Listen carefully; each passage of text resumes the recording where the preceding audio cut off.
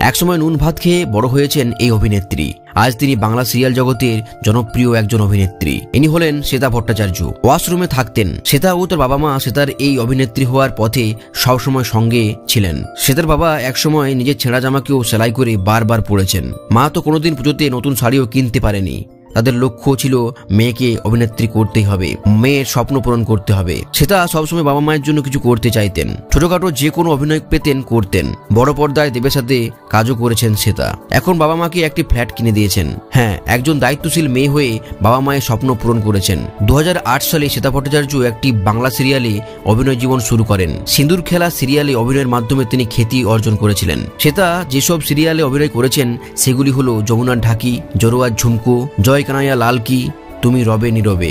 যমুনা ঢাকি সিরিয়ালে অভিনয় করার সময় রুবেল দাসের সাথে তার পরিচয় হয়। শেষমেশ 19 জানুয়ারি 2025-এ শ্বেতা এবং রুবেলের বিয়ে হয়। এবার এই মহালয়াতেও দেবী স্কন্দমাতা রূপে অভিনয় করেছিলেন শ্বেতা ভট্টাচার্য।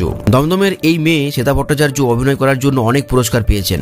জি বাংলা সোনার সংসার অ্যাওয়ার্ড 2015 থেকে 2024 পর্যন্ত লাগাতার পুরস্কার পেয়ে গেছেন। একসময় ছোট্ট বাড়ি থেকে স্বপ্ন দেখা শ্বেতা ভট্টাচার্য আজ জনপ্রিয় হয়ে উঠেছেন অনেক মানুষের কাছে।